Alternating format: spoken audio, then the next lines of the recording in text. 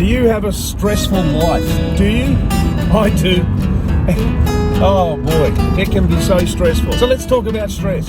Do you have a stressful job? I certainly do.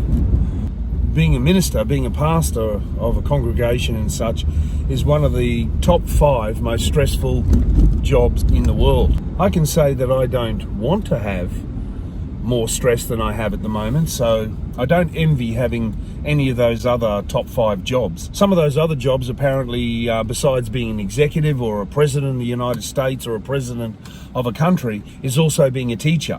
And my wife is a teacher, so my wife and myself both fit in the category of the top 5 most stressful jobs. And I'm personally, and my wife is too, we're just naturally quite high-strung people. Those of you that know us know that that's true. So that doesn't help. I just wish sometimes that I was naturally very relaxed, very casual, water off a duck's back, and that would be so helpful. But that's not the case with me. So what do I do to be able to control stress or limit stress or relax? What do I do? Well, what makes it worse for me is that I found myself to be a bit of a workaholic, and that's not helpful. I guess it's because I'm just inherently high achiever. I don't have to think about trying to achieve.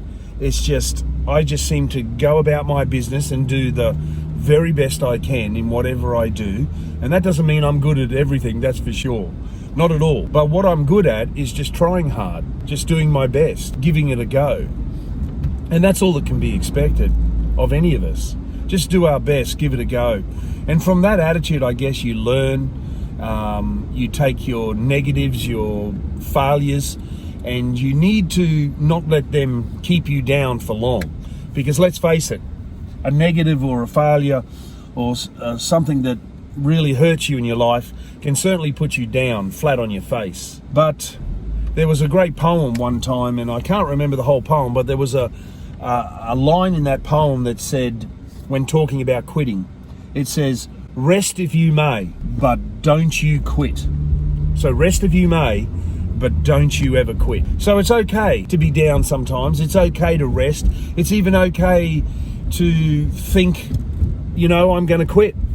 Because quite frankly, I don't know anyone who hasn't achieved something that at one point or another have thought, I would like to just give up. I'd like to quit.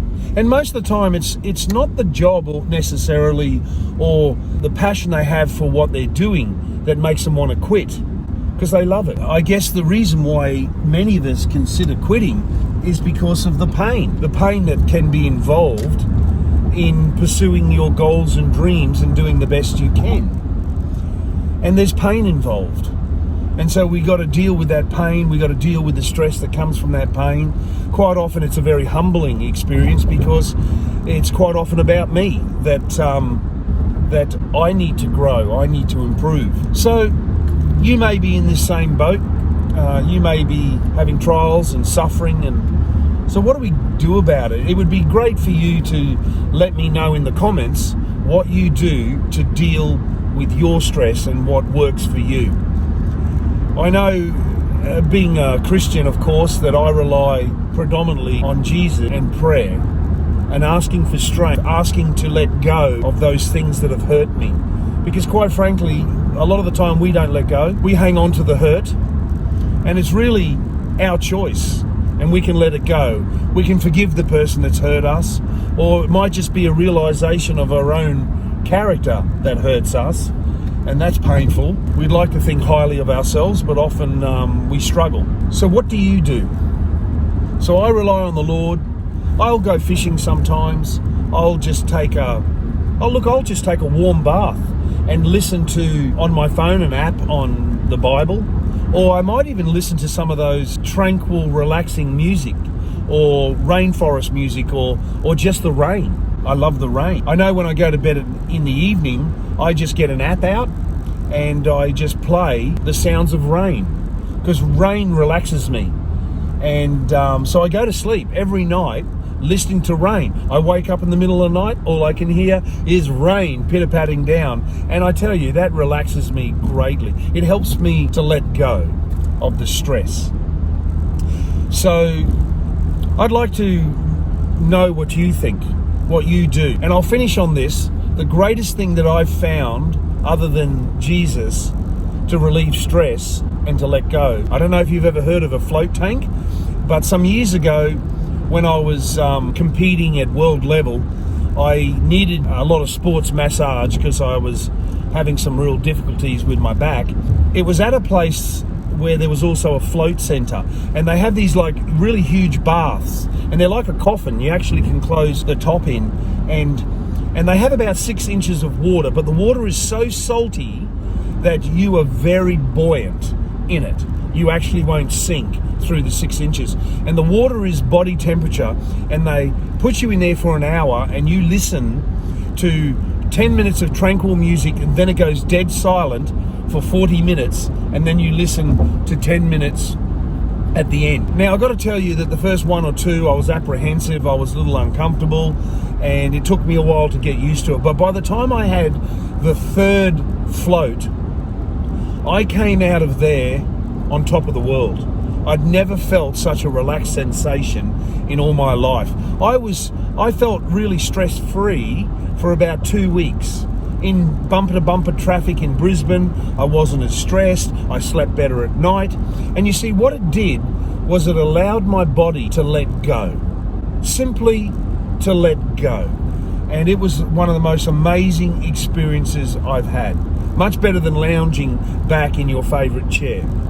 So that could be something that you could seek out as well, one of these float tank centres. And I tell you, give it a minimum of 3 goes and it'll be sensational. I want to give you a verse to encourage you in your day. I know this verse was so encouraging to me. It has stuck with me now for 13 years. It's so encouraging. And here it is. When you're down and out and you're in trouble, this verse will pick you up. It's in the Old Testament, Jeremiah 29, 11 to 13. And it says this, God speaking to you. For I know the thoughts I think towards you, says the Lord, thoughts of good and not of evil, to give you a future and a hope. And when you call on me and go and pray to me, I will be found by you, says the Lord, and I will bring you back from your captivity. What a wonderful verse. He knows his thoughts towards you personally, and they're thoughts of good, and they're not of evil, and they're to give you a future and hope. Hope is the most important thing for a human to keep us going. So I hope that has given you some encouragement today. Anyway, please subscribe and like this video and leave a comment down in the bottom telling me what you do to relieve yourself of stress. Well, bless you and have a wonderful day.